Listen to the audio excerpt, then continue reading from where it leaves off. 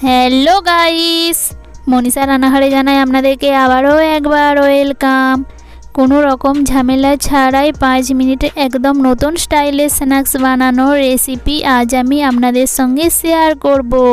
এটা তৈরি হবে একদম নরম তুলতুলে, আর এটা ঠান্ডা হয়ে যাওয়ার পরও বেশ অনেকক্ষণ ধরে এই রকম ফুলে থাকবে এবং নরম তুলতুলে হয়েও থাকবে।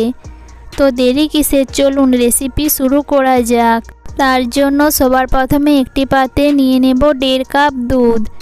এইখানে দুধটা আমি নর্মাল টেম্পারেচারে থাকা ব্যবহার করেছি। তারপর দিয়ে দেব 1/2 কাপ চিনি এবং 2 চামচ ইস্ট। চিনিটা অতি অবশ্যই আপনাদের স্বাদ অনুযায়ী ব্যবহার করবেন। এখন এটাকে ভালোভাবে দুধের সঙ্গে মিক্স করে নেওয়ার পর এটাকে ঢাকা দিয়ে 5 মিনিটের জন্য রেখে দেব। 5 মিনিট পর ভালোভাবে ইস্টটা দুধের সঙ্গে মিক্স হয়ে যাওয়ার পর এর মধ্যে অ্যাড করে দেব ময়দা। প্রথমে এইখানে আমি 2 কাপ ময়দা ব্যবহার করব। তারপর যতটা পরিমাণে লাগবে অল্প অল্প করে ব্যবহার করব। আর তার সঙ্গে দিয়ে দেব স্বাদ মতো লবণ ও 1 চামচ সাদা তেল। আপনারা এখানে অল্প করে ঘিও অ্যাড করতে পারেন সাদা তেলের পরিবর্তে। এখন হাত দিয়ে একটা ডো তৈরি করে নেব। ডোটা খুব বেশি শক্ত তৈরি করব না, একটু নরম টাইপের তৈরি করব। এখানে আমি আরও 1 কাপ ময়দা এর মধ্যে অ্যাড করে দিয়েছি, কারণ ডোটা একটু বেশি নরম মনে হয়েছিল।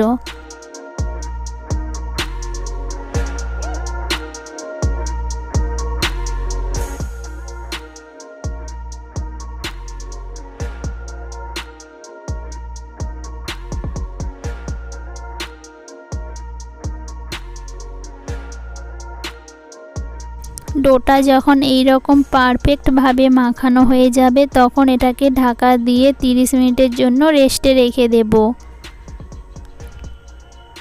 30 মিনিট পর আমি ঢাকাটা আপনাদেরকে খুলে দেখাচ্ছি। দেখুন এখানে ইস্ট ব্যবহার করার ফলে এটা কতটা ফুলে ফেঁপে উঠেছে। এখন এখান থেকে আমি অল্প করে নিয়ে তার উপরে আমি অল্প করে ময়দা ছড়িয়ে দেব।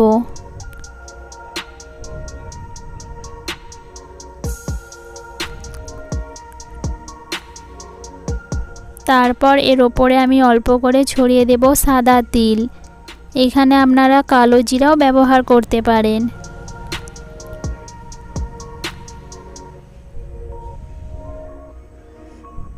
সাদা তিলটা যাতে ভালোভাবে এর সঙ্গে সেট হয়ে যায়, এটাকে আমি হালকা করে একটু বেলে নেব। এটা খুব বেশি পাতলা কিংবা খুব বেশি মোটা করে বেলবো না। আর 2 দিকে আমি অল্প করে সাদা তিল ছড়িয়ে দেব যাতে এটা দেখতে সুন্দর লাগে।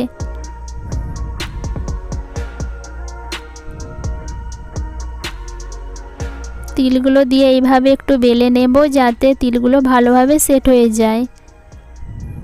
তারপর একটা চাকুর সাহায্যে প্রথমে এইভাবে লম্বা লম্বা করে কেটে নেব। এখানে আপনারা আপনাদের পছন্দ মতো অনুযায়ী শেপ দিতে পারেন। এই রেসিপিটা বানাতে কোনো রকমই ঝামেলা নেই, বাড়িতে থাকা কয়েকটা উপকরণ দিয়ে বানিয়ে নিতে পারবেন। আশা করি রেসিপিটা বুঝে নিতে আপনাদের কোনো রকমই অসুবিধা হয়নি। তারপর একটা চাকুর সাহায্যে এইভাবে আমি ছোট ছোট আকারে কাট করে নেব।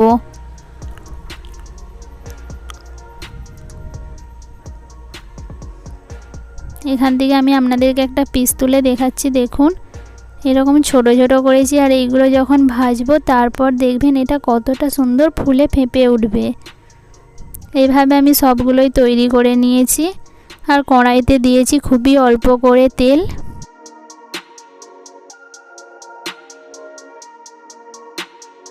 এইগুলো যখন একদিক হালকা করে লাল কালার চলে আসবে তখন আমি উল্টে দেব। আর এগুলো ভাজতে একদমই বেশি সময় লাগবে না, 1 মিনিটের মধ্যে এইগুলো 2 দিকে ভালো মতো লাল লাল হয়ে যাবে।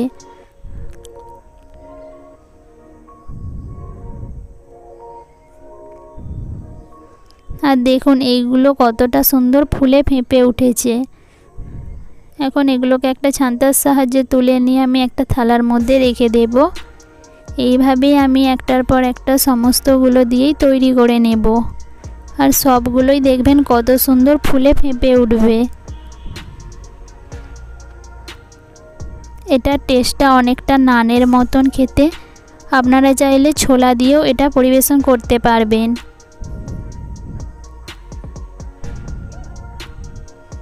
দেখুন এইগুলো ফুলে কতটা ফেঁপে উঠেছে।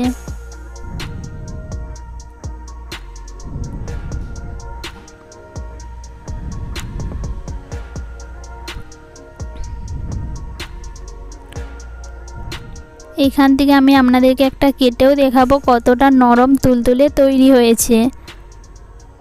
রেসিপিটা ভালো লাগলে অবশ্যই পরিবারের সঙ্গে শেয়ার করবেন। দেখা হবে এইরকমই নতুন নতুন রেসিপি নিয়ে। ততক্ষণে সবাই সুস্থ থাকবেন, ভালো থাকবেন। Tata, bye bye.